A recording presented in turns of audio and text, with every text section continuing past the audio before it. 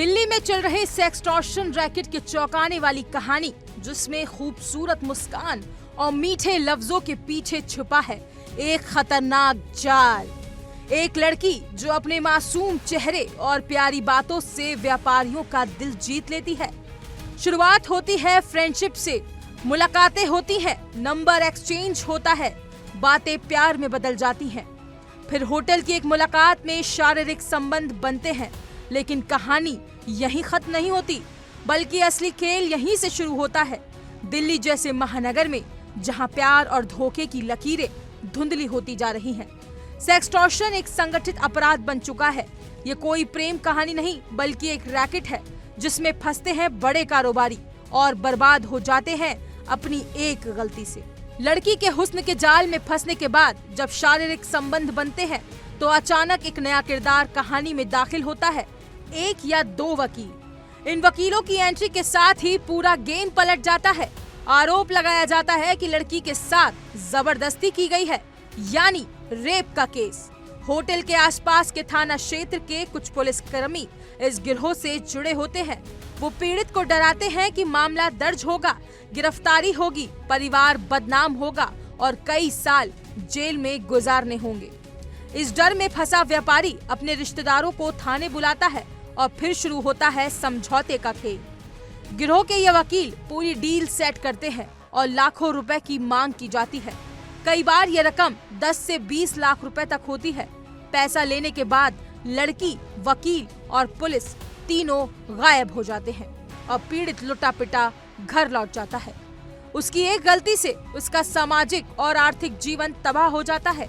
हाल ही में दिल्ली के चौहान बांगर इलाके से एक मामला सामने आया है, जिसमें 29 वर्षीय फर्नीचर कारोबारी ने दावा किया कि एक दंपत्ति उसकी दुकान पर कई बार आया था और बातचीत के बहाने उसका फोन नंबर ले गए थे। कुछ दिन बाद एक अनजान लड़की ने खुद को ब्यूटी पार्लर संचालिका बताते हुए दोस्ती की पेशकश की।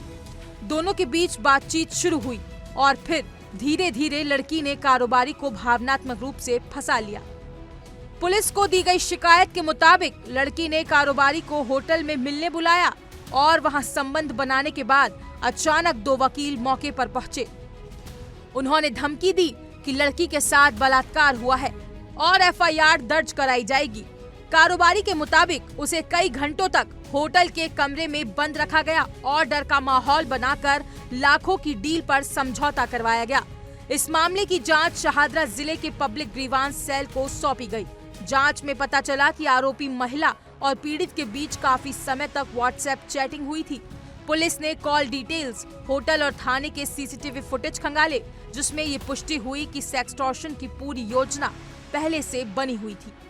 सबसे चौंकाने वाली बात यह है कि एसएचओ तक इस मामले की कोई जानकारी नहीं थी। नीचे के स्तर के कुछ पुलिसकर्मी सीधे इन वकीलों और महिलाओं के साथ मिलकर पूरा मामला दबा रहे थे। पुलिस सूत्रों के मुताबिक इस गिरोह में वकीलों और महिलाओं के अलावा कुछ होटल कर्मचारी और थानों के स्टाफ भी शामिल हो सकते हैं, जो इस तरह के मामलों को सेट करते हैं। पीड़ित व्यापारी की माने तो अगर उसने समय रहते हिम्मत ना दिखाई होती और केस दर्ज ना करवाया होता, तो शायद वो हमेशा के लिए चुप रह जाता। सेक्सटॉर्शन कोई नई चीज नहीं है, लेकिन इसकी बढ़ती घटनाएं दिखा रही हैं कि अपराधियों का हौसला बुलंद है और कानून का डर लगभग खत्म हो चुका है। ऐसे मामलों में सबसे बड़ी भूमिका होती है पीड़ित की। क्या वो डर कर चुप रह जाता है या सच को सामने लाता है? ये कहानी महज एक व्यक्ति की नहीं, बल्कि दिल्ली जैसे शहर में तेजी से फैलती एक खतरनाक ट्रेंड की तस्वीर है। जरूरी है कि लोग सतर्क रहें, भावनाओं से ज्यादा समझदारी से काम लें और किसी भी फ्रेंडशिप या रिश्ते में उतरने से पहले उसकी सच्चाई जानने की कोशिश करें।